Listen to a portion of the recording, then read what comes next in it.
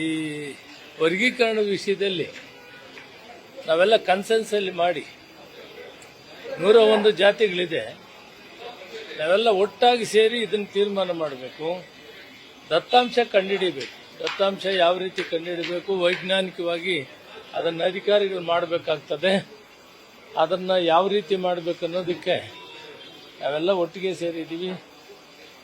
ಸರ್ವೋಚ್ಚ ನ್ಯಾಯಾಲಯ ತೀರ್ಮಾನಕ್ಕೆ ನಾವೆಲ್ಲ ಬದ್ಧವಾಗಿದ್ದೀವಿ. ಮಾನ್ಯ ಮುಖ್ಯಮಂತ್ರಿಗಳು, ಉಪಮುಖ್ಯಮಂತ್ರಿಗಳು ಕೂಡ ಕ್ಯಾಬಿನೆಟ್ ಡಿಸಿಷನ್ ಆಗಿದೆ. ನಾಗಮೋಹನ್ ದಾಸ್ ಅವರನ್ನ ಈಗ ಜಸ್ಟಿಸ್ ನಾಗಮೋಹನ್ ದಾಸ್ ಅವರಿಗೆ ನಾವು ಅಪಾಯಿಂಟ್ ಮಾಡಿದ್ದೀವಿ. ಆದರೆ ದತ್ತಾಂಶ ಆದಷ್ಟು ಬೇಗ ಸರ್ಕಾರ ಒದಗಿಸಬೇಕು. ಮಹದೇವಪ್ಪನವ್ರಿಗೆ ಅದರ ಜವಾಬ್ದಾರಿ ಹಾಕಿದ್ದೀವಿ.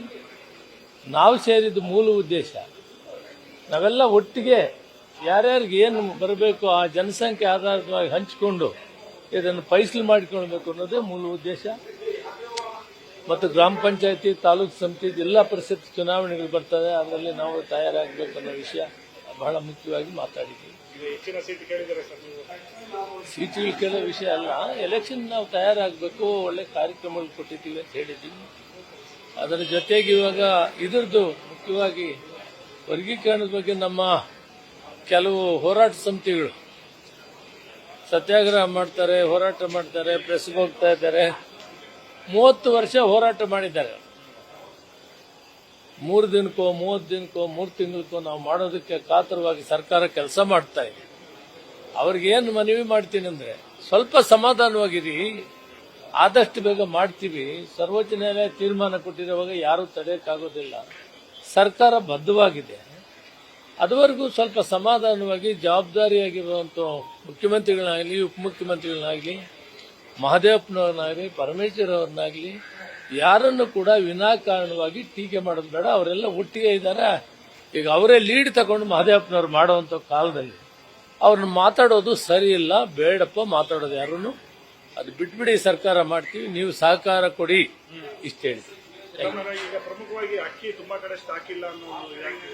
ಇಲ್ಲ, ಒಂದೇ ಸಾರಿ 15 ಕೆಜಿ ಕೊಡಕ್ಕಾಯ್ತಲ್ಲ. ಅಕ್ಕಿ ಇದೆ, ಫುಡ್ ಸೆಕ್ಯೂರಿಟಿ ಆಕ್ಟ್ ಪ್ರಕಾರ ಅಕ್ಕಿ ಕೊಡಬೇಕು. ಆಮೇಲೆ ಕೇಂದ್ರ ಸರ್ಕಾರ ಅಕ್ಕಿ ಕೊಡಕ್ಕೂ ತಯಾರಿದೆ, ಹಣ ಕಟ್ಟಿದ್ದೀವಿ.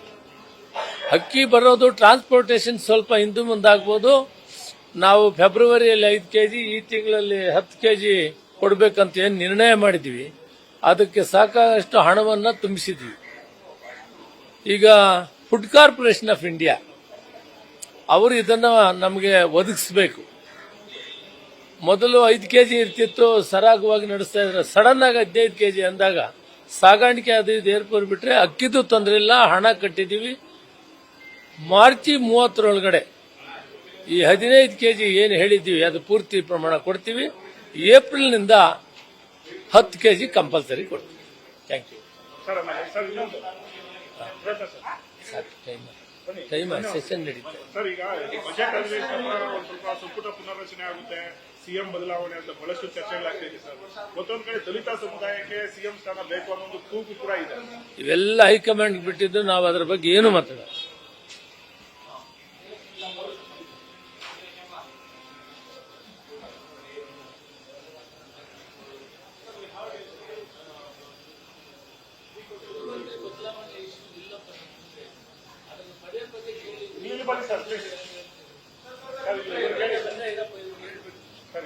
ಮುಖ್ಯಮಂತ್ರಿ ಬದಲಾವಣೆ ಇಶ್ಯೂ ನಮ್ಮ ಮುಂದೆ ಇಲ್ಲ.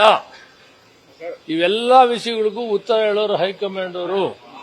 ಈ ಸಂದರ್ಭದಲ್ಲಿ ಮುಖ್ಯಮಂತ್ರಿ ಬದಲಾವಣೆ ವಿಷಯ ನಮ್ಮ ಮುಂದೆ ಇಲ್ಲ. Thank you. ನ್ಯೂಸ್ ಫಸ್ಟ್, ನಿರ್ಭೀತಿಯಿಂದ ನಿಮ್ಮ ಪರವಾಗಿ.